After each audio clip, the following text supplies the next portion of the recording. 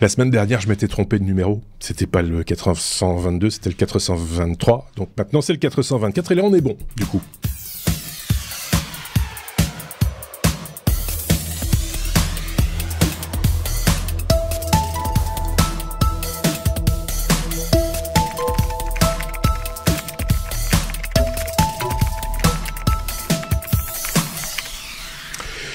Et pour ce 424e épisode, j'ai avec moi des compatriotes.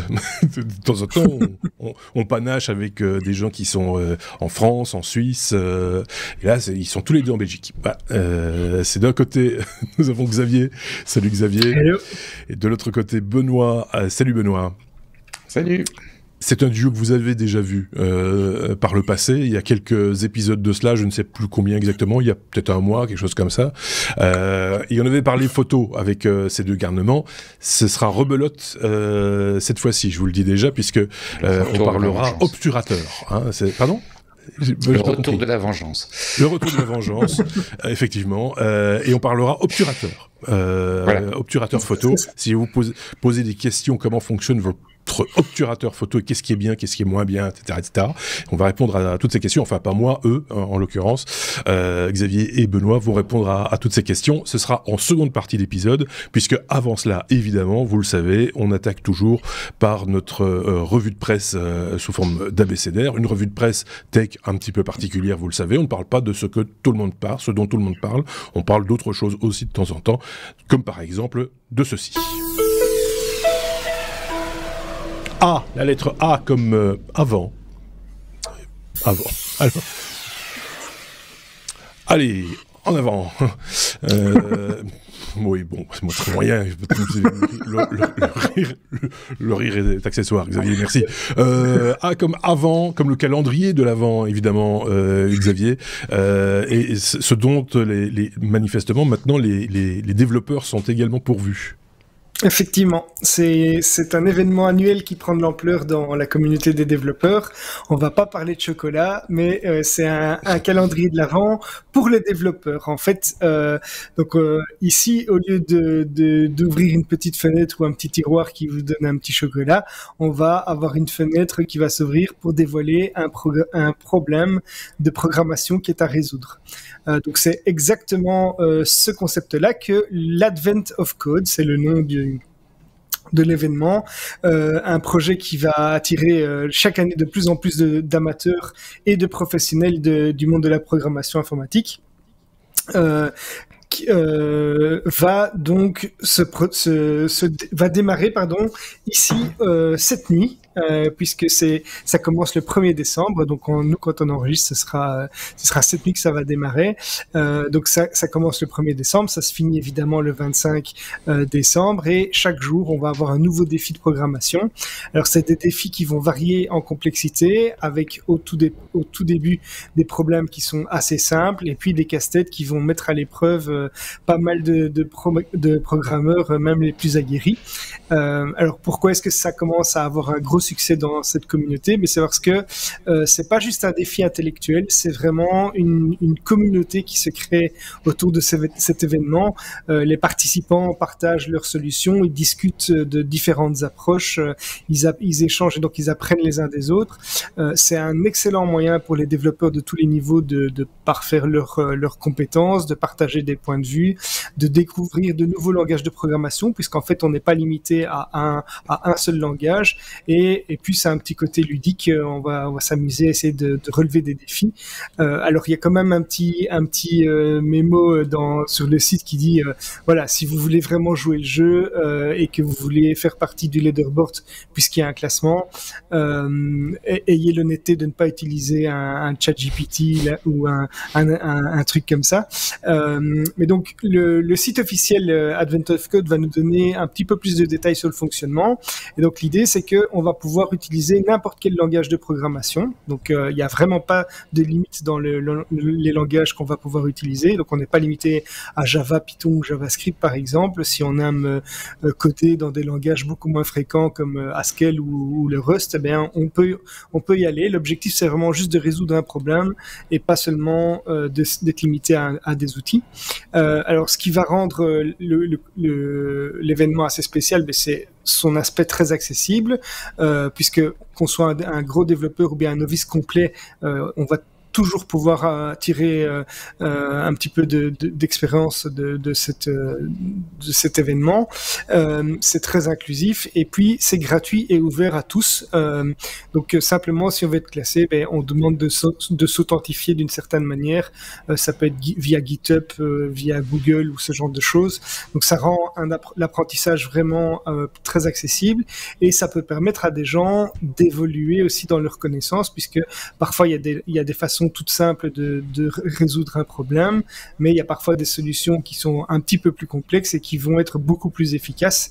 Moi, c'est ce que j'avais découvert au tout début quand je programmais. On apprend la récursivité, voilà, c'est un moyen d'optimiser parfois du code, et c'est sans doute des choses ici qui seront mises en avant pour expliquer à des développeurs un petit peu plus débutants.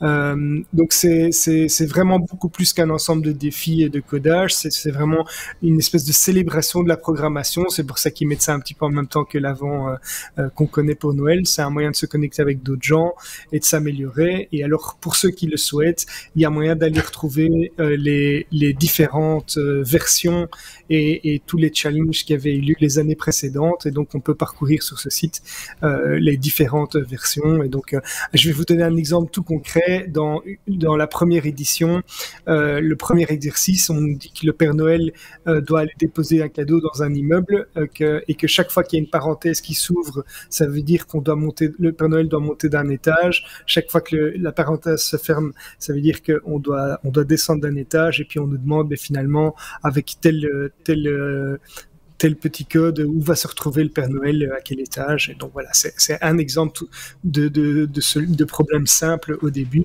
et ça se complexifie très fort par la suite. Nous sommes le 30 novembre, il est au moment où on enregistre 21h02. Ça commence dans 8h57 et quelques secondes. Je ne sais pas si notre ami Benoît il se prêtera au jeu, ou il jettera un coup d'œil, ou l'envie. Est-ce que ça le titille, ce genre de truc? Ça me titille, j'adore ce genre de truc. Je crains que je vais peut-être pas avoir le temps, mais j'adore ce genre de truc, à la fois parce que on est très calendrier de l'Avent dans ma famille, on a tous même le chat a son calendrier de l'Avent, tu vois, donc on aime bien ce genre de truc. Il n'a pas des chocolats non plus d'ailleurs, et des croquettes. Ouais, il y a des petites friandises pour chat, quoi. Et moi j'ai un calendrier de l'Avent café, tu vois, j'ai un truc de café différent tous les jours. Ristretto. Non, des grains différents, oui, des origines différentes. Voilà, bref. Et alors par ailleurs, je trouve que résoudre des problèmes comme ça de programmation, je trouve ça très ludique. Il y a des gens qui aiment bien faire des mots croisés, des choses pareilles. Moi, j'aime bien ce genre de choses. Je trouve que c'est ludique à faire. Dans l'esprit où on se challenge un petit peu, il y a eu ça à un moment donné, c'était le motus, mais on l'appelait pas motus, on l'appelait autrement. Il fallait découvrir un mot, et quand on l'avait trouvé, on partageait son score sur les réseaux sociaux, enfin sur Twitter en l'occurrence.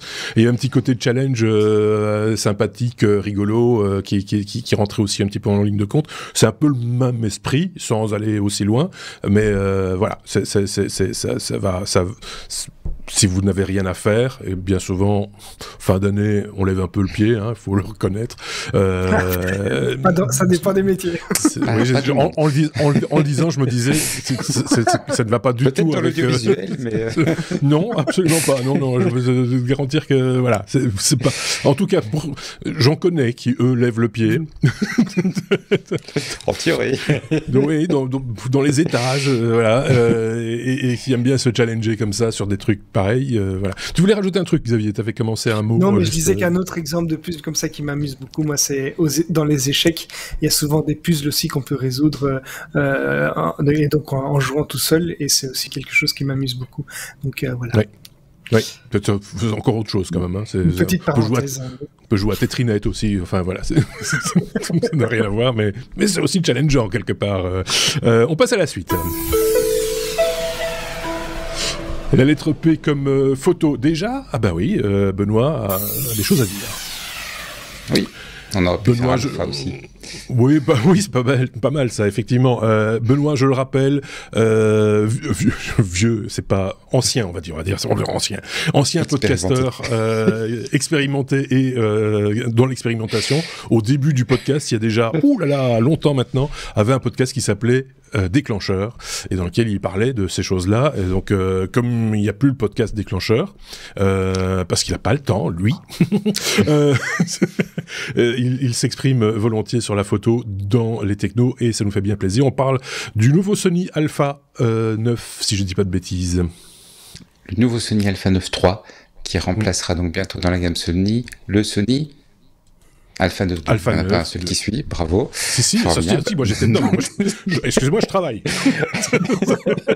C'est un boîtier qui était sorti, le précédent était sorti en 2019. Celui-ci vient d'être annoncé pour marquer un petit peu un anniversaire dans la gamme Sony, mais il sera disponible l'an prochain. C'est un boîtier qui s'adresse plutôt aux photographes de sport, aux photojournalistes, donc c'est plutôt du boîtier haut de gamme. Pour donner une idée, le prix de lancement sera de 7 000 €.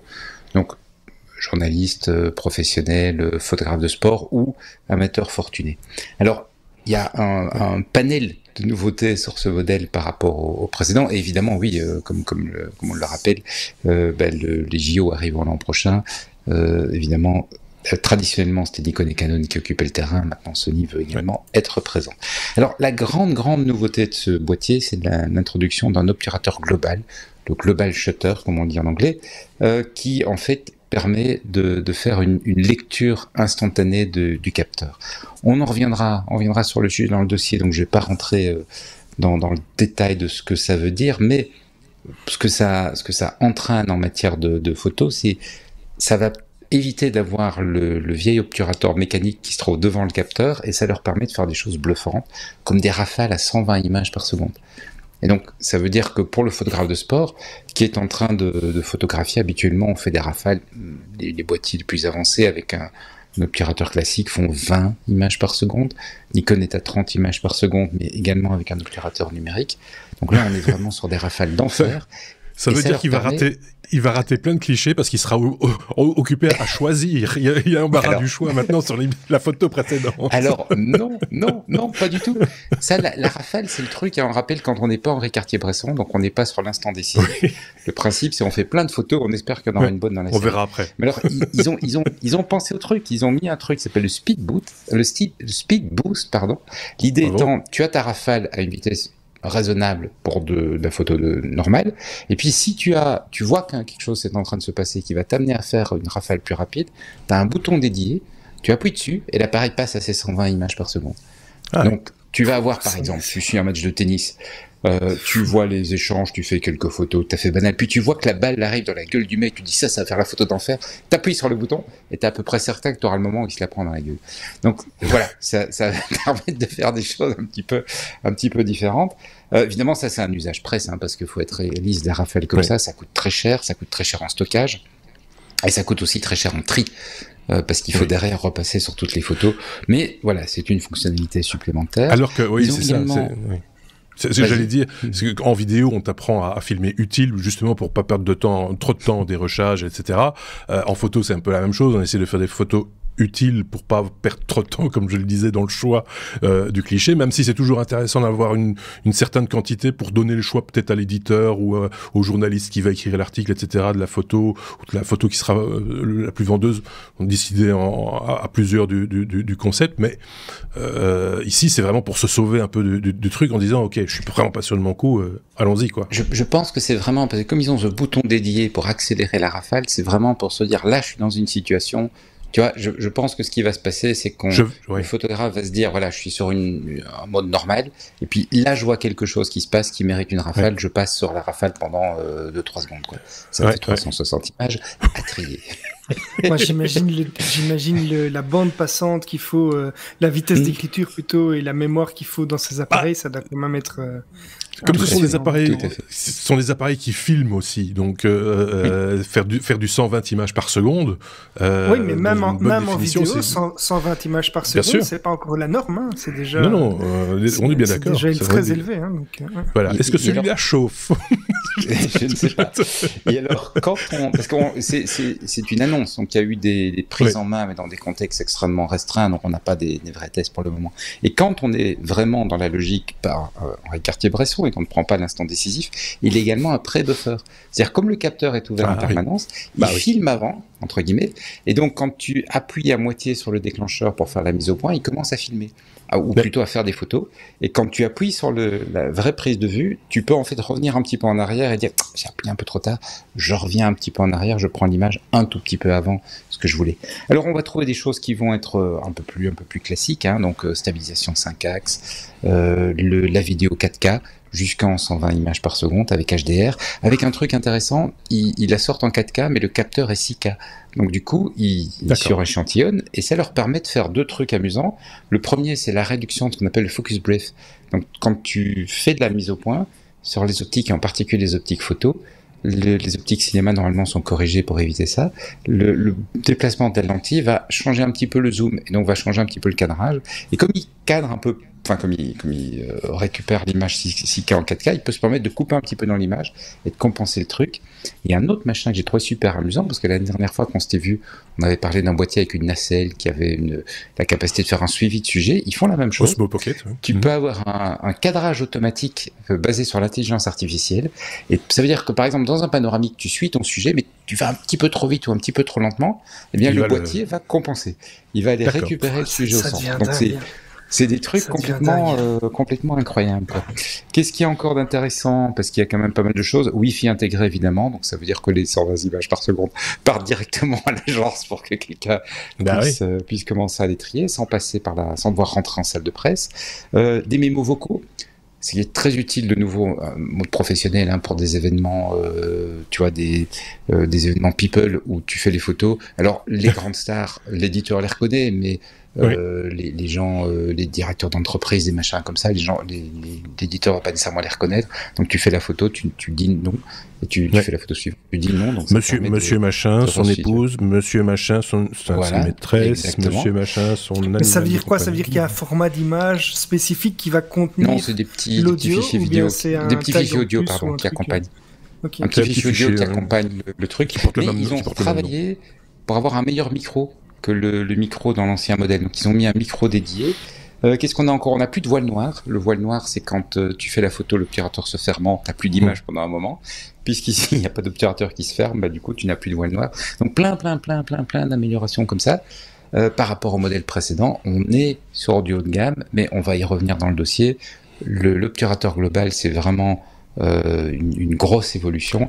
Et évidemment, ça rentre sur un modèle haut de gamme, et on espère que bien vite, ça va percoler plus bas dans les gammes. Plus bas, oui. Parce que toutes les technologies dont tu viens de parler, le recadrage et les choses du genre, c'est des choses qu'on voit déjà maintenant chez Sony, entre autres, sur les petits appareils Pocket type ZV1, ZV10, etc. pour les vlogueurs, et qui ont ce type déjà de technologies qui sont quand même assez poussées, la mise au point aussi, la récupération de enfin voilà, tous ces trucs-là, parce que ça c'est plus du software que du capteur, en fait, c'est du calcul, et donc ça, ils peuvent se permettre de le mettre à disposition aussi des gens qui ont moins de moyens ou qui ont d'autres ambitions que ce type d'usage. Je sais pas si Xavier avait des questions ou un truc complémentaire. Non, mais il me semble, ou alors je suis passé à côté, que tu as omis d'annoncer le prix annoncé de ce bel engin. Le prix? Quel prix? 7 000 euros. Voilà. Comment ça épargner 7 000 euros. Voilà, c'est 7 000 euros, il faut le dire. Sans l'objectif, boîtier nu. Autant dire aussi qu'on met pas n'importe quel caillou sur ce type d'appareil. Donc, pour avoir un kit complet, on s'approche quand même tout doucement des 10 000 euros. Faut être honnête. Bon, en général, on a quelques optiques aussi déjà en magasin si on est à ce niveau-là. Donc, c'est des choses qui ne sont pas nécessairement à acheter ou à racheter. Intéressant. Évidemment, ça s'adresse pas à tout le monde. On l'a dit, on le répète. Parce que j'entends ici les cris « Oh là là, de quoi parlez-vous ?» Moi, j'ai à peine le dixième de cette somme pour m'acheter un appareil photo. On peut faire de très très belles photos aussi avec un appareil à 700 balles. Il faut être très très honnête. Et puis, ça montre l'évolution du marché. Voilà. À terme, on sait qu'on aura des appareils qui seront beaucoup plus accessibles, qui disposeront de ce genre de technologie. Oui.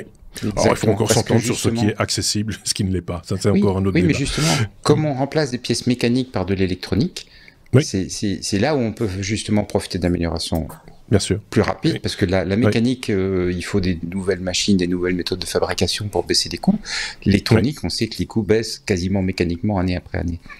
D'ailleurs, il n'est pas rare que sur ce type d'appareil, on trouve dans la vie de l'appareil des améliorations sur une mise à jour, par exemple, soit un menu qui change, des choses comme ça, ou des fonctionnalités qui vont évoluer avec le temps à une mise à jour, sans changer de boîtier nécessairement, quoi. C'est plus rare, mais ça arrive. Tu veux parler de la polémique qui tourne justement autour de Sony en ce moment, qui veut demander 150 € pour pouvoir mettre des cadres spécifiques. Donc l'idée, c'est de nouveau un usage professionnel, par exemple pour les photos d'école, où on veut que tous les gamins soient cadrés exactement de la même façon.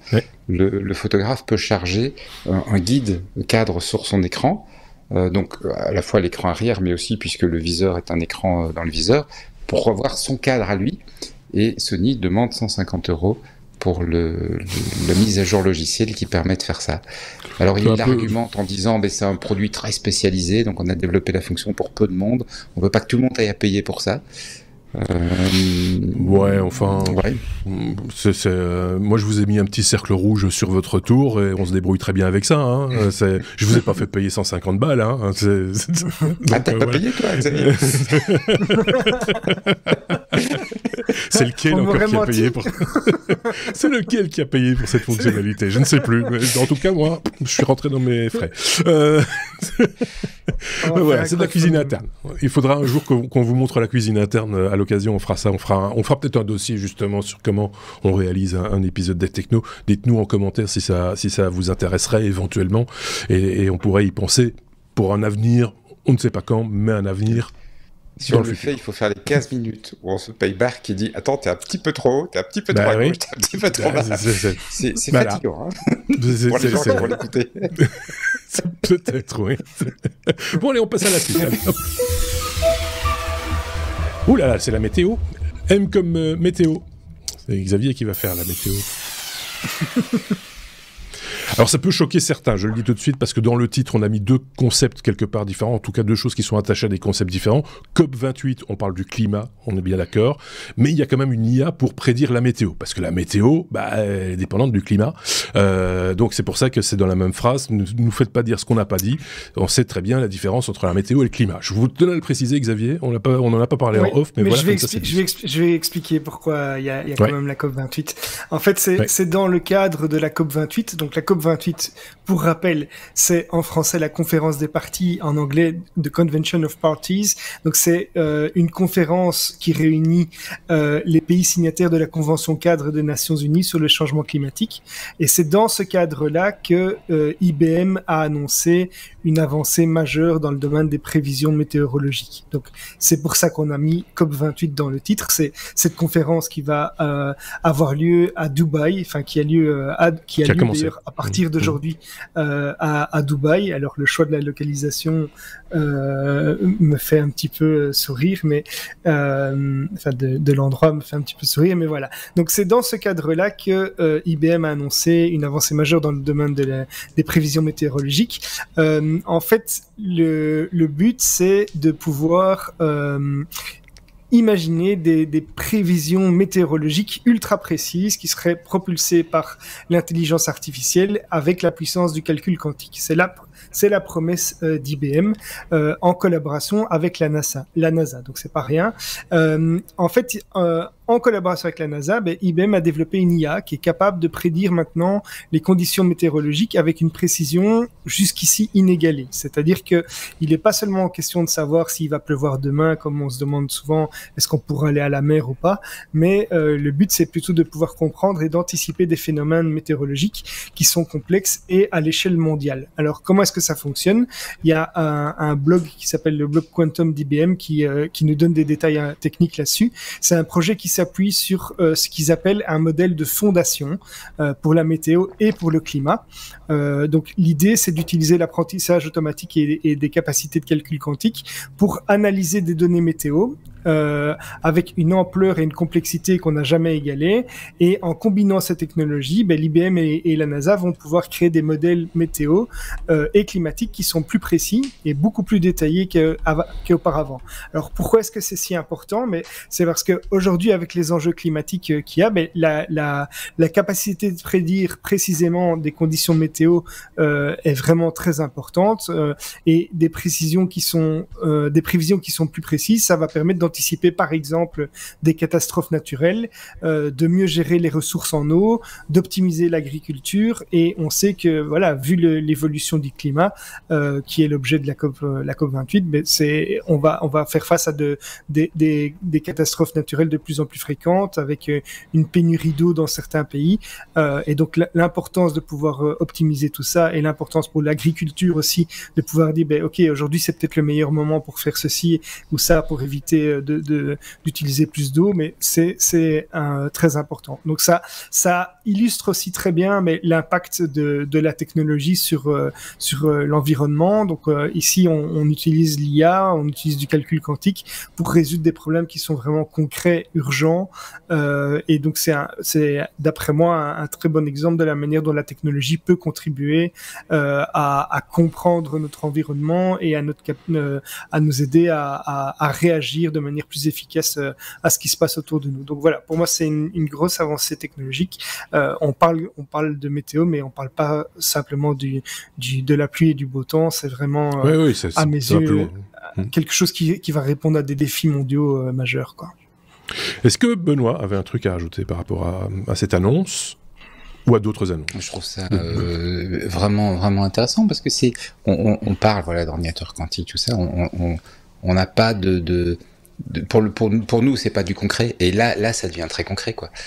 Donc c'est bien, c'est très chouette. C'est pas les seuls, c'est comme quoi c'est vraiment... alors j'avais trouvé une news, je pense que c'était Google, qui avait également trouvé, en tout cas entraîné une intelligence artificielle sur la météo, et qui donnait des prévisions sur le plus long terme que ce qu'on connaît aujourd'hui, parce que les prévisions après un certain nombre de jours, ça devient un peu aléatoire, et avec des résultats qui, même pour des météorologues, étaient assez bluffants. Dans les résultats, c'était Google, en effet. Et pour donner une idée ici, voilà. Ils vont atteindre 10 à 14 jours de prévisions plus ou moins fiables, donc c'est quand même énorme. Et puis, une question aussi de rapidité de calcul, et de pouvoir, sur un questionnement à tel endroit, quelle météo. Avant, de manière générale, il faut appliquer des modèles mathématiques pour dire à tel endroit, donc ça prend un peu de temps. Ici, ce serait, en tout cas avec Google, avec IBM, je sais pas, 60 fois plus rapide que les modèles existants. Là aussi, il y a un intérêt, on ose l'imaginer, sur, je sais pas, par exemple, l'organisation d'un événement, pour avoir une météo, une prévision la plus précise possible pour un événement qui a lieu la semaine prochaine. On a vu ça beaucoup, par exemple, cet été, et l'été d'avant aussi, avec des festivals de musique, par exemple, où ça peut mettre en péril aussi la sécurité des festivaliers. C'est intéressant de savoir où est-ce qu'on va, vers quoi ça va, est-ce qu'on annule, est-ce qu'on continue, avoir la prévision la plus précise possible pour prendre les meilleures décisions possibles. C'est un peu ça l'objectif, aussi, au-delà de, effectivement, comme tu le disais, le climat et ses conséquences. On a bien fait le tour de ce sujet, ou il y a un truc à rajouter? On passe à la suite. Je pense que c'est ok. Ça me paraît assez clair. Je pense qu'on va pas en faire... voilà, c'est clair. Voilà. La lettre R, pardon, comme robot. La lettre R, ça... La lettre R, c'est chez les vaches. Benoît, fatigué, moi. C'est Benoît qui nous parle de robots. Il faudrait pas qu'ils soient trop, qu'ils nous ressemblent pas trop, les robots, quand même, pour que ça reste des robots. Alors, pas pour que ça reste des robots, mais pour qu'on les accepte. C'est ce que je voulais vous parler, c'est d'une étude menée par des chercheurs en sciences cognitives du CNRS de Lille. Et en fait, ils ont étudié la question de l'acceptation des robots, parce que on en a plus dans notre société, hein. On a un robot chez soi qui par exemple passe l'aspirateur, on on le voit encore pour le moment dans des émissions, je veux dire, de futurisme, mais on sent que ça va arriver, des robots qui vont livrer, en Chine c'est le cas, des robots qui vont livrer des colis chez les gens. Dans des hôtels, on commence à voir des robots qui prennent certaines tâches. Et donc ils se sont posé la question, qu'est-ce qu'il faut pour qu'on accepte d'avoir des robots autour de nous? Et le résultat est un petit peu surprenant. Il faut que le robot ait quelques traits humains, mais pas trop. Donc quelques traits humains, par exemple, s'il a des yeux, c'est bien. S'il a quelque chose qu'on reconnaît comme une tête, c'est bien. Mais s'il a des yeux, un buste, un nez, une bouche, des oreilles, des mains, des jambes, là, non. Pourquoi non? Parce qu'en fait, nous, l'être humain, on a tendance à se comparer. On va dire, tiens, tu vois, le robot, il est plus grand que moi, quoi. Alors, il est plus grand que moi, ça va pas, c'est un robot, c'est une machine, pourquoi c'est plus grand que moi? Oui, il est plus petit, il est ridicule. Non, il est plus beau. Je te laisse la responsabilité de ça, là. Et donc, comment on se compare? On va vouloir se trouver supérieur parce que c'est une machine, et donc ça entraîne une forme de rejet, une forme de mépris de la machine, qui va jusqu'à, alors dans le papier, il parle de maltraitance des robots, d'actes de vandalisme. Ça commence. Oui. Voilà. Et comme on est confronté, mais comme on va y être confronté de plus en plus dans notre vie, ça vaut la peine de regarder à voir, tiens, ça a planté, non? Non, t'es là. On t'entend. Non, bon, parce que moi, j'ai plus d'images, ça bouge plus. Ok, donc je continue. Oui, continue. Tu feras un petit refresh après. Je ferai un petit refresh quand j'aurai fini le sujet. Donc, quelques traits humains, pas trop. Et par exemple, plutôt que d'avoir nez, bouche, oreille, main, etc., il vaut mieux mettre des yeux, une tête, pourquoi pas, mais éviter de mettre également des mains. On va plutôt mettre des pinces, on va plutôt mettre d'autres moyens d'interagir avec le monde. Parce que dès lors qu'on a, par exemple, un robot qui se déplace sur des roues, eh ben, automatiquement, on va pas vouloir se comparer au robot, on va pas vouloir se sentir supérieur, et donc ça va mieux se passer. Un robot qui a les... C'est leur conseil des designs de ce type-là. Un robot qui a les genoux qui se plient dans l'autre sens, ça passe ou pas? Parce que c'est le cas de certains robots, on l'a déjà vu. Oui, c'est vrai, il y a ce petit robot suisse en plus, je pense, qui a ça, des roues et des jambes à la fois, oui. On arrive à parler des Suisses, même quand ils sont pas là, c'est dingue. Salut Thierry. On salue notre ami Thierry, effectivement. Je sais pas ce qu'en pense, est-ce que toi, Xavier, tu te compares, toi, ou... Alors, je ne me compare absolument pas. Non, parce que chez lui, il a l'aspirateur qui est tout plat, qui ressemble à une crêpe. Se comparer à un aspirateur, c'est... Non, je ne me compare pas du tout. Maintenant, je sais qu'il y a des domaines où certaines personnes sont très contentes que ça ressemble très fort à un humain, mais bon, c'est pas mon cas ici. Donc, oui, c'est vrai. Oui, là, on préfère quand même. Voilà, qu'il y ait tous les accessoires qui vont avec. Je comprends l'idée. Après, c'est vrai que ça peut mener peut-être à des situations cocasses avec des personnes qui sont frustrées ou pas. Voilà, c'est intéressant comme point. J'avais pas vraiment pensé à ça, réfléchi à ça avant. C'est vrai que ça peut être perturbant. Souvent, quand on demande à une IA de faire une image avec dedans un robot, souvent, il ressemble à un humain. L'IA va nous faire des robots plus humains que ce qu'on avait imaginé, parce que un robot, ça peut être... Si tu prends... c'était quoi le premier robot qu'on a vu dans le cinéma, c'était dans Planète Interdite, si je dis pas de bêtises. Un vieux film des années... je sais même pas. C'était en noir et blanc, en tout cas, ça c'est sûr. Et c'était Tobor le robot, qui ressemblait à un espèce de bocal pour poisson rouge inversé sur une tête, voilà, et des grosses pinces, et ça ressemblait à un bibendum avec évidemment une antenne au-dessus, parce qu'il fallait une antenne qui tourne. Ça n'a rien à voir avec un être humain, mais il y avait quand même 2 jambes, 2 bras, et voilà. De là à s'identifier... Je me demande si on a le même problème avec des chatbots, par exemple. Je me demande à quel point est-ce que si un chatbot devrait ressembler réellement à un interlocuteur, ou bien est-ce qu'il faut quand même que l'interlocuteur sache qu'il parle pas réellement à un humain et que mettre une barrière quand même. Il pourrait y même, avoir de réaction, c'est ça. C'est mettre une certaine... Parce qu'on cherche à avoir une réaction comme un humain, mais peut-être qu'on devrait garder quand même un moyen d'identifier que c'est pas un humain, quoi. Oui. Oui, par exemple. Ou alors lui donner, je sais pas, un physique d'animal connu, d'animal de compagnie, tu vois. Je parle à mon chien. Le petit trombone d'Aurélien, par exemple. Ou le trombone de Microsoft, oui, effectivement. Donc voilà. Bon, mais merci en tout cas pour ce sujet, Benoît. Si vous, de votre côté, vous voulez aller plus loin, on vous met un lien vers France TV Info pour analyser un petit peu ça. Et si vous avez un avis à donner, n'hésitez pas à nous le glisser dans les commentaires. Vous le savez, on est à votre écoute, que ce soit en commentaire de la vidéo sur YouTube ou sur notre blog lestechno.be ou via les réseaux sociaux fréquentables tels que Mastodon ou Blue Sky par exemple. La lettre S, à présent, comme start-up. On va voir ça avec notre ami Xavier, pendant que Benoît se fait une santé. Et il a fallu, pouf, il était figé quelques instants, Benoît, mais ça va beaucoup mieux maintenant. Xavier, Google s'allie à Fervo, comme vous ne connaissez pas, tu vas expliquer, pour alimenter ses data centers au Nevada. C'est qui, c'est quoi, comment ça marche, c'est quoi? Alors, pour être tout à fait transparent, Fervo, c'est la start-up. J'ai choisi le S comme start-up parce qu'il fallait respecter un certain ordre dans l'abécédaire, mais on va plutôt parler d'environnement et de Google dans les faits. Donc l'idée, c'est que je vais vous emmener dans les profondeurs de la Terre, ou presque, puisque en fait on va parler de la dernière initiative de Google qui va essayer de révolutionner, ou en tout cas d'améliorer l'approvisionnement énergétique de ces centres de données. Donc on va parler de géothermie et de l'utilisation de l'énergie géothermique. Donc, c'est un article que j'ai repéré dans The Verge, et Google a pris une initiative assez audacieuse qui est d'alimenter ces centres de données avec de l'énergie géothermique. C'est une première dans l'industrie. Ça pourrait marquer un tournant assez significatif de la manière dont les entreprises technologiques vont gérer leur consommation énergétique, puisque Google ne se cache pas de vouloir essayer d'atteindre la neutralité carbone d'ici 2030, et ça pourrait être une des manières d'y arriver.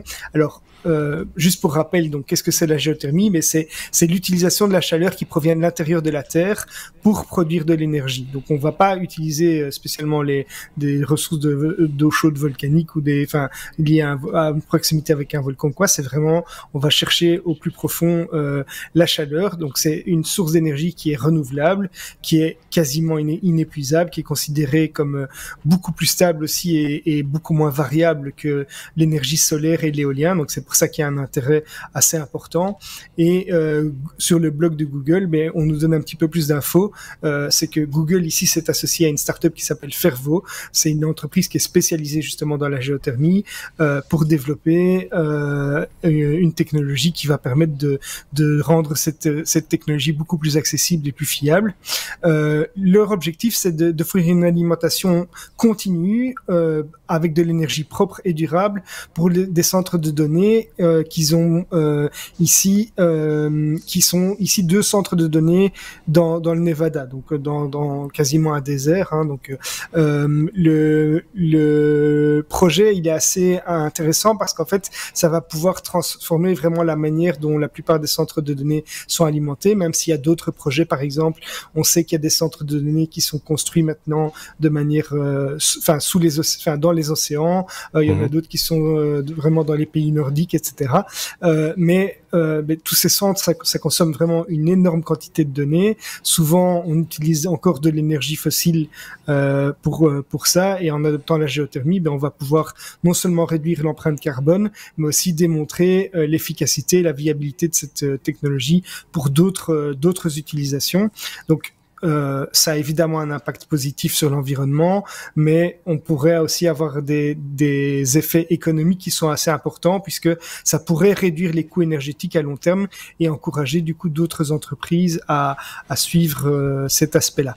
Alors il y a toujours un risque évidemment, et vous savez que je connais un petit peu la fondation Solar Impulse, et Bertrand Piccard, dans certains de ses exposés, annonce toujours un élément qui est très important, c'est que la technologie, d'après lui, est quand même indispensable pour arriver à baisser, à atteindre certains enjeux climatiques. Mais le problème de ça, c'est que l'humain a tendance à se dire que lorsqu'on a des outils qui sont plus efficaces et qui consomment moins, etc., ben on a tendance malheureusement à consommer plus. Donc tout ça doit être combiné à de la sobriété et donc il faut pas seulement réduire l'énergie qu'on consomme, mais il faut aussi consommer moins, parce que si on consomme plus alors que on utilise moins d'énergie pour faire ce qu'on faisait avant, l'opération est quasi nulle et ça n'aide pas beaucoup à améliorer les choses. Donc voilà, donc ici il y a Google qui prend un engagement pour l'énergie géothermique. C'est un gros pas en avant, assez audacieux pour ça, et donc je pense que c'est un bon exemple de la manière dont les grandes entreprises technologiques jouent un rôle assez clé dans la lutte contre le changement climatique, quoi. T'as tout à fait raison. Enfin, on a fait tous bien compris que toute l'énergie qu'on ne consomme pas, c'est celle qui pollue le moins, en fait. Hein. C'est un peu ça l'idée, sans pour autant régresser complètement et retourner avec 2 cailloux pour se faire du feu, quoi. Il faut trouver de bonnes techniques, en gros. Juste une question, parce que ça, je sais pas si ça a été précisé, la transformation de cette énergie calorique ici c'est de l'électricité, j'imagine. Ça se passe comment? Il y a des turbines? Alors, j'ai pas retrouvé ça exactement dans le lien. Peut-être que je suis passé à côté. J'ai mis de toute façon les sources. On y ira. Bon, il y avait moi j'ai lu l'article de The Verge, mais il y a aussi le lien vers le blog de Google où peut-être qu'ils en disent un petit peu plus. J'ai pas vu ça comme ça, donc il faut se pencher dessus si ça vous intéresse, quoi. Oui, c'est ça. Il faut, si on veut, d'une fois de plus, c'était l'occasion de le rappeler, si on veut aller plus loin, on creuse un peu la question, mais ça pourrait être une des options, j'imagine, de transformation de cette énergie. Oui. Voilà. Donc ici, on parle pas simplement de refroidir, puisque c'est pas l'objet. Et donc là, pour le refroidissement, c'est plutôt des solutions comme sous-marins ou bien dans des pays froids. Ici, le but est vraiment de produire de l'énergie et d'alimenter les serveurs et des choses comme ça, quoi. C'est bien clair. Benoît, un avis, enfin, je te sens un peu ça me rappelle un autre... Non, pas du tout. Ça me rappelle un autre fournisseur de services Internet qui s'était installé également dans le Nevada. Et alors, la logique était... J'avais trouvé un peu amusante. C'est pourquoi? Parce qu'un data center a besoin d'énormément d'énergie en priorité pour refroidir ses machines. Oui. Et comme là on est dans le désert, ils avaient mis beaucoup de panneaux solaires. Alors on se dit il fait plus chaud donc c'est pas malin mais du coup ils produisaient énormément d'énergie d'une manière moins polluante, ce qui est la même idée exactement que Google, et avec ça ils font tourner des systèmes non seulement les machines mais aussi le système de refroidissement. Donc c'est bien de voir ce genre d'évolution, et c'est bien surtout de voir les grandes entreprises IT s'engager en faisant attention, comme tu le soulignes Xavier, à l'effet rebond. Donc il ne faut pas en profiter pour faire plus de recherches sur Google. Voilà, c'est ça l'idée aussi. Et ne pas interroger Bard sans cesse parce que ça pollue, ça consomme et ça pollue. Et d'envoyer des mails via Gmail, etc. Donc non, justement, on peut s'émouvoir de ce genre de solution, mais c'est pas pour en faire plus, quoi. C'est pour faire mieux. Comme toujours, hein, les commentaires, les pouces, les machins, etc. Sur notre chaîne YouTube, tout ça c'est bienvenu, bien sûr. On arrive au cours de gym de Benoît, parce que là, on a besoin de se faire des tablettes. Thé comme tablette. Ah non, c'est pas ça. Je pensais que c'était thé comme tablette, parce qu'on va faire des tablettes, tu vois, pour avoir un torse, voilà. Non, il s'agit de tablettes, de quoi? De chocolat, de tablette Android.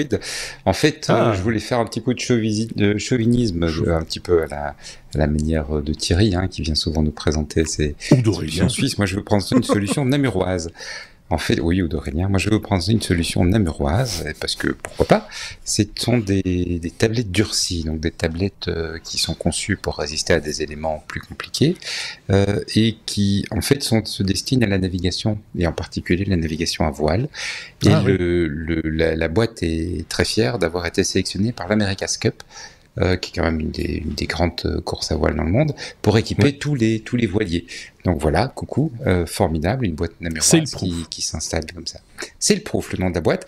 Alors, de quoi s'agit-il? C'est ce qui est charmant, c'est vraiment l'exemple on avait un besoin, il n'y avait pas sur le marché, on a créé la solution.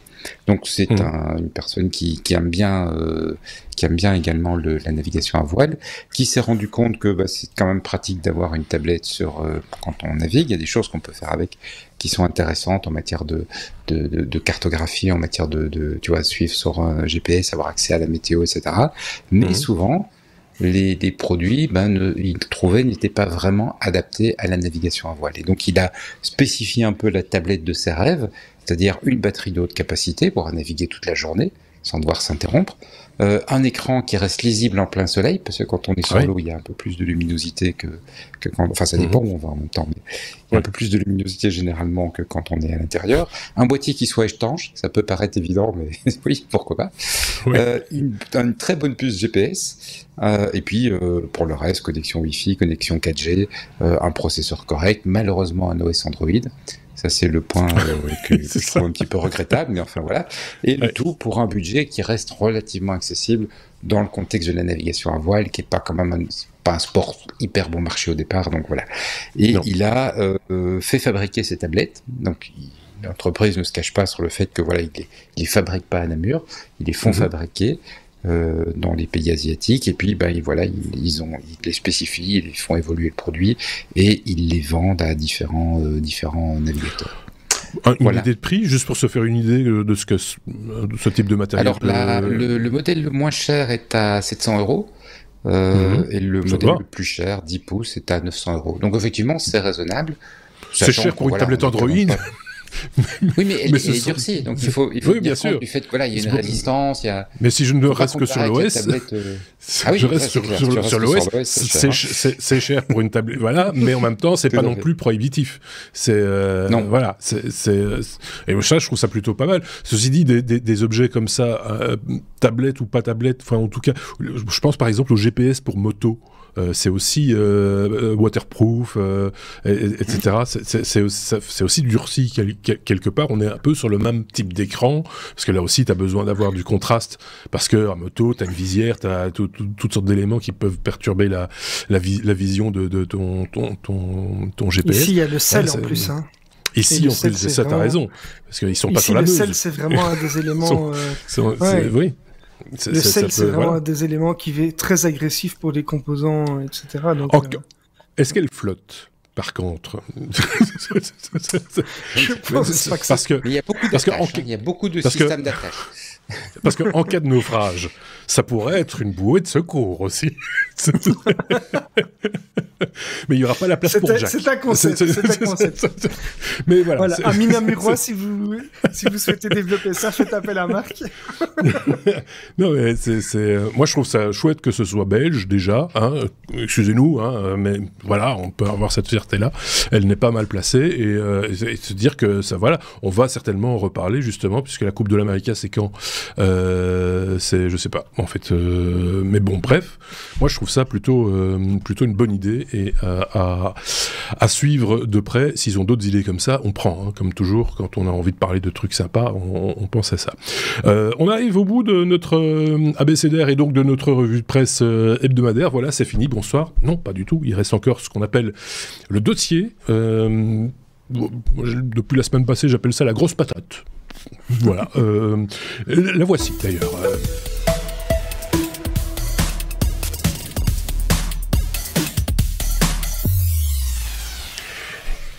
Je tiens à préciser que, et parce que je ne revendique pas la paternité, ce titre excellent, le point sur les obturateurs, nous a été soufflé par notre ami Xavier, que je remercie pour sa contribution aussi à l'aspect éditorial de ce podcast. Voilà, j'ai fait le job, je peux y aller. Voilà, non, tu vas même ouvrir le débat, en commençant par nous parler des capteurs classiques, Xavier. De quoi s'agit-il ? Oui. Alors, d'abord, une petite précision. J'aime beaucoup la photo. C'est quelque chose qui m'intéresse beaucoup. Je suis pas un expert comme peut l'être notre ami ici, chroniqueur présent, mais Benoît, tu veux dire? Je vais quand même essayer. Je vais essayer de vous expliquer ça du mieux possible quand même. Donc, on va d'abord parler de l'obturateur et de ce que c'est. Donc, l'obturateur, c'est un mécanisme qui est intégré à l'appareil photo qui va permettre de laisser entrer la lumière sur le capteur pendant une période donnée. Donc, cette période, c'est ce qu'on appelle la vitesse d'obturation et qu'on appelle aussi le temps de pause. Donc, la vitesse d'obturation, elle va se déterminer en fonction du sujet qu'on va photographier, de la sensibilité, les fameux ISO de notre appareil ou du film quand on parlait encore de photo analogique argentique et des limites d'ouverture de son objectif.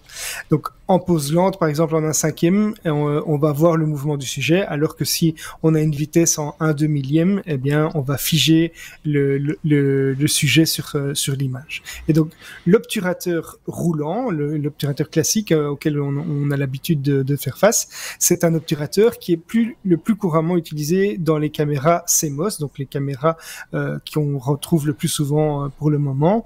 Et lorsqu'il est exposé, cet obturateur roulant va en fait lire des lignes de pixels individuellement en descendant progressivement le capteur, un petit peu comme un scanner en fait va scanner une image. On va scanner d'abord des parties de l'image en commençant en haut et on va descendre. Et donc ça signifie qu'en fait au moment où l'image va être capturée, mais ce moment va varier légèrement au fur et à mesure qu'on va se déplacer vers le bas de l'image. Et donc ce phénomène va par exemple. Et donc ce phénomène, ça peut entraîner des distorsions d'image, on va y revenir, et des effets de déformation ou ce qu'on appelle le jelly effect aussi lors de la capture d'objets qui sont en mouvement rapide. On vous donnera des exemples un petit peu plus tard. Alors, on va venir maintenant à ce qu'on appelle l'obturateur global, puisque c'était le sujet aussi du Sony A9 III que Benoît nous a présenté.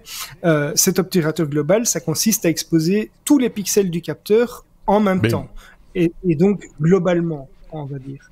Et donc c'est une technologie qui est beaucoup plus coûteuse que les obturateurs classiques actuellement, donc les obturateurs roulants. Elle implique également une énorme quantité de données qui va être envoyée en même temps au moteur qui va traiter l'image. C'est pour ça que je parlais d'ailleurs de débit ou de vitesse de carte mémoire, etc. et de la mémoire lorsque Benoît parlait de son sujet précédent. Et un appareil photo avec un obturateur global va nécessiter également des composants électroniques supplémentaires. C'est donc difficile d'utiliser un capteur qui va être rétroéclairé, qui est le fameux BSI qu'on a déjà parfois entendu dans ce milieu. Donc je peux vous donner des avantages, des avantages, inconvénients, oui. Par exemple, quel est l'avantage de l'obturateur global par rapport à... On l'a un peu compris déjà, mais... Oui, donc alors l'obturateur global, il va éviter la distorsion de la ligne droite avec des sujets qui sont dans des mouvements rapides. On va également avoir moins de limites quant à la vitesse de synchronisation du flash. Donc ça, c'est un des éléments... ce sont deux éléments qui sont importants pour l'obturateur global. Et par contre, des inconvénients, c'est qu'on va avoir...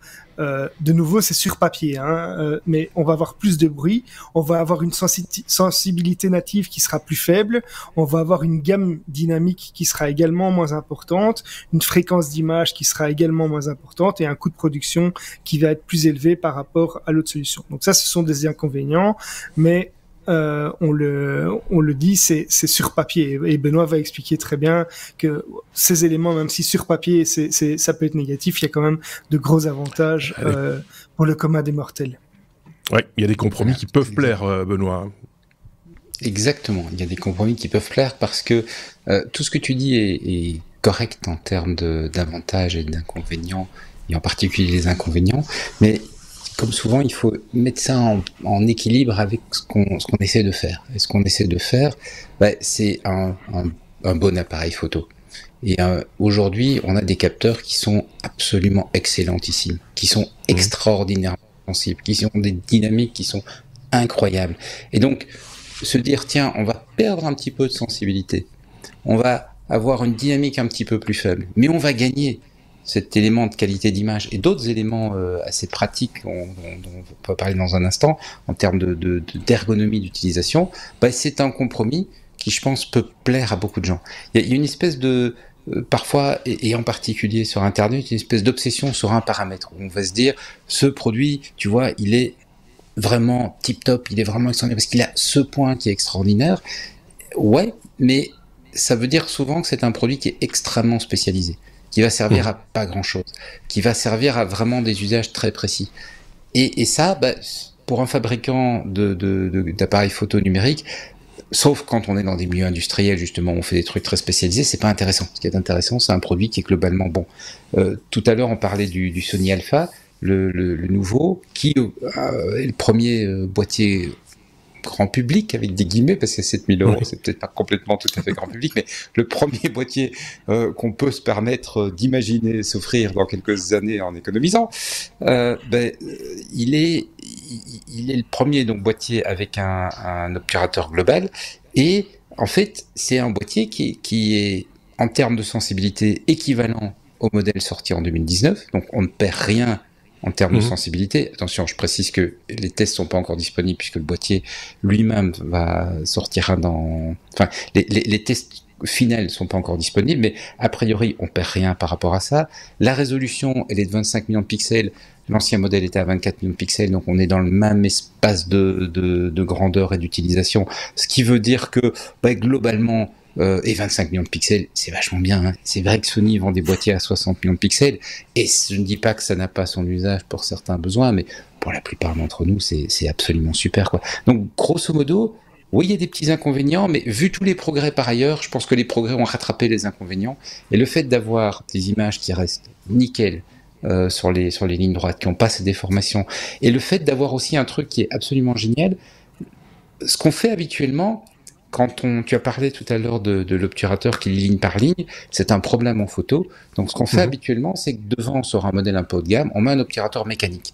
C'est-à-dire que devant, on met une espèce de volet qui va venir plonger le capteur dans le noir. Donc, on ouvre le petit volet, le temps de faire la photo, on ferme le petit volet, et puis on lit ligne par ligne.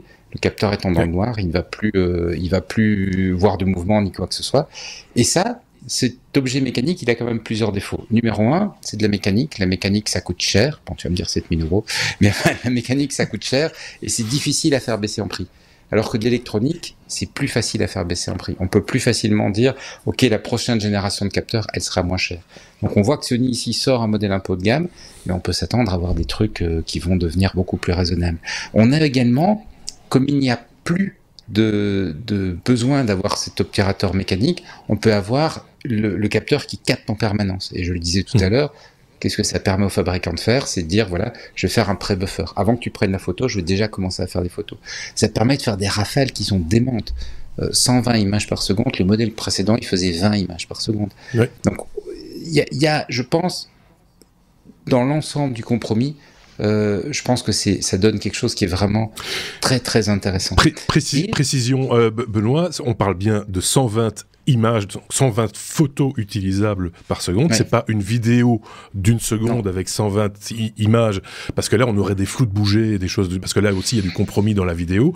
Ici c'est sans compromis, c'est des vraies images, des vraies photos utilisables. C'est la promesse, et les tests, donc le boîtier n'a été disponible qu'auprès de certains journalistes dont nous n'étions pas, qui ont pu le tester dans un cadre assez spécifique, qui confirment qu'effectivement on est bien là-dessus, mais personne n'a pu aujourd'hui ramener les photos, les publier, les tester, les examiner.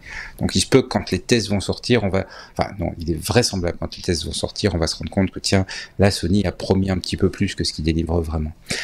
Une prouesse technique quand même qu'il faut souligner, c'est qu'ils en ont fait un stack CMOS. Donc c'est un boîtier, c'est un capteur qui est ce qui se fait de mieux actuellement, c'est-à-dire que les photosites sont le plus haut possible dans le capteur, et en dessous des photosites, on trouve toute l'électronique, y compris la mémoire. C'est ce qui leur permet justement sans doute de participer à une lecture aussi rapide. Et alors, moi, si je peux, Benoît, juste un point pour donner une idée de l'importance de ces 120 images par seconde. Mais souvent en photo, les photographes professionnels aiment bien shooter en RAW, qui est le format d'image, qui est l'image vraiment telle qu'elle a été prise et qui va pouvoir être modifiée sans perte dans des logiciels comme Photoshop, etc. Pour donner une idée, en général, ces images, elles font une trentaine de mégas, si je ne me trompe pas, quand elles sont shootées en RAW. Ça veut dire qu'en 120 images par seconde, il faut qu'on ait une carte. On va avoir une carte qui va se remplir de 3 gigas et demi en une seconde d'informations. Donc c'est quand même très important. Je suis pas certain que la rafale, on pourra les faire en RAW. À voir. Mais ça veut dire que le juste un petit rappel, lâche les données à cette vitesse-là. Juste un petit rappel, le RAW n'est pas une image en soi. Le RAW, c'est les données brutes telles qu'elles ont été captées transmises par le capteur. Donc, il faut encore après développer l'image, comme on dit, et en faire une image, quoi, une vraie image avec la colorimétrie qui va bien, etc., appliquer les luttes qui vont bien. Oui, je te laisse parler. Ça veut dire que le réseau interne du boîtier est à cette vitesse-là. Le capteur crache ses données à 3 gigabits par seconde. Et le réseau interne de la machine est capable de supporter ça, ce qui est quand même assez extraordinaire. On va voir si elle ne chauffe pas. Alors, moi, ce qui me tente le plus dans ce genre de truc, et j'avoue que c'est un petit peu... Je pense que quand on fait de la photo, on a chacun son truc qu'on aime bien. Il y a des gens, c'est le selfie, il y a des gens, c'est... Moi, un truc que j'adore, c'est la photo au flash, et en particulier, jouer entre le flash et le soleil. Il y a un truc qu'on peut faire en photo, c'est faire une photo et se dire, je vais exposer de telle manière que, bien que je sois en plein air, en plein été, ma photo soit sous-exposée. Et pour ça, c'est assez facile, il suffit de faire la photo à 1 millième de seconde, à 2 millièmes de seconde, quelque chose comme ça. Et ce qu'on peut faire quand on a un flash, le flash étant extrêmement rapide, il va être plus rapide que le millième de seconde, donc tu peux mettre ton sujet, éclairer ton sujet avec un coup de flash. Clac. Tu fais la combinaison de la photo et du flash. Le problème pour ça, c'est qu'il faut que ton appareil photo, son obturateur mécanique, soit capable d'ouvrir et de fermer en 1/2 millième de seconde. Et grosso modo, il y a deux solutions. Tu vas chez Hasselblad, matériel de studio, ça coûte, on est dans les 10-15 000 euros, parce qu'eux, ils utilisent un système d'obturateur mécanique central, qui sont des obturateurs qui sont montés sur l'objectif, qui du coup sont beaucoup plus petits, doivent s'ouvrir beaucoup moins fort et donc peuvent le faire très vite. Ou tu t'achètes un Fujifilm X100, qui est l'appareil qu'on ne trouve plus actuellement parce que les TikTokers l'ont pris en amour et donc il y a du mal à en trouver. Mais j'en avais acheté un bien avant qu'il soit célèbre, qui a également un obturateur central et sur lequel tu peux faire des photos au flash jusqu'au 4 millième de seconde. Donc tu peux faire ce truc que moi j'adore. Tu as le rendu, je l'adore. Tu as cette impression, tu as les ombres, etc., comme si c'était en plein jour. Le fond qui est un petit peu, et ton sujet à l'avant qui pète. Tu vois, si tu fais un sujet qui bouge un petit peu, ça pète. C'est absolument génial. Mais évidemment, avec un boîtier normal, tu sais pas le faire parce que tu vas être limité au 125e. Et ici, ce boîtier promet de faire des photos au 1/80 millième de seconde avec la synchro flash. Ici, Benoît s'emballe quand même un petit peu parce que il faut quand même dire que tous les amateurs de photos n'ont pas un studio chez eux, ils n'ont pas des flashs de studio, et donc c'est des particularités avec lesquelles on peut jouer. On sent que c'est sa marotte, hein. Voilà. Tout le monde ne va pas quand même aller jusque là, mais bon, c'est un avantage, mais c'est sûr que c'est pas pour le commun des mortels quand même. Pour être dans le concret, Xavier, on a parlé de cette fameuse déformation d'image.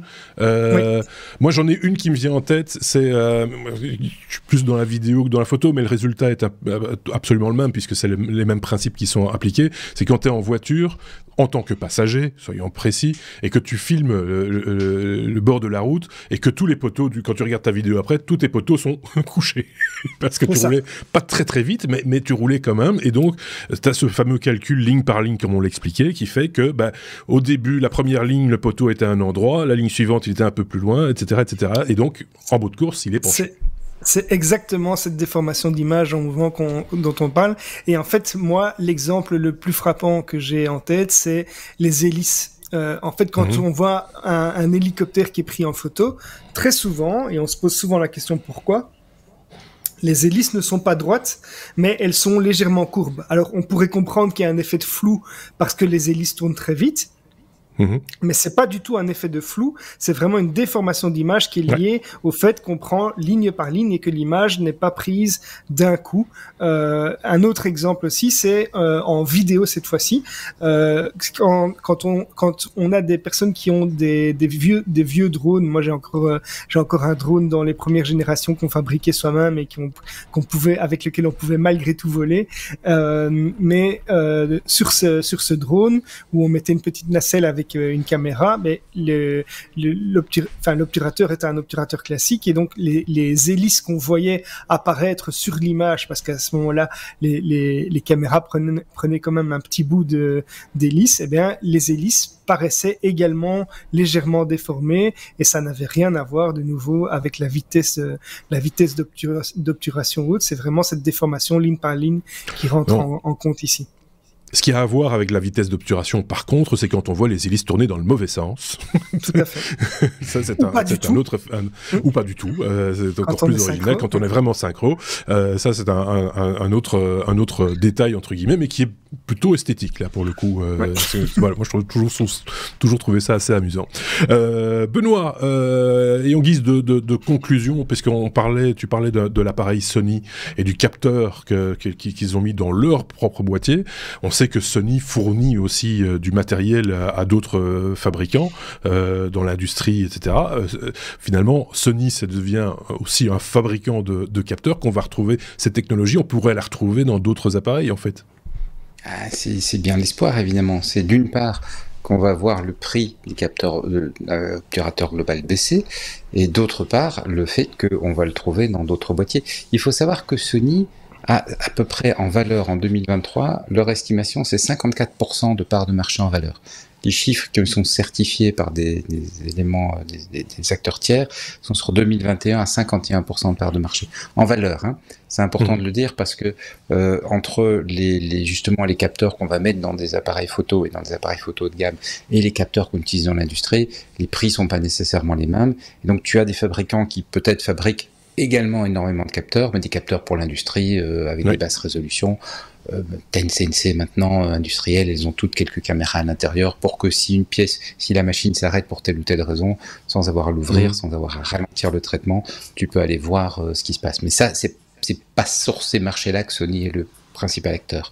Mais effectivement, donc 54% de part de marché, donc ça leur donne une force de frappe en termes de fabrication, parce qu'ils ont les usines, ils ont la capacité de faire des progrès techniques remarquables, et aussi en termes de R&D, parce que ça veut dire que pour eux, c'est une grosse division en termes de produits, et donc une grosse division, elle a des moyens de R&D. En fait, en termes de fabricants photo, Sony est clairement leader sur le marché, dans le sens, enfin leader technologique sur le marché, dans le sens où ils sont les seuls à avoir complètement la maîtrise des capteurs et des boîtiers.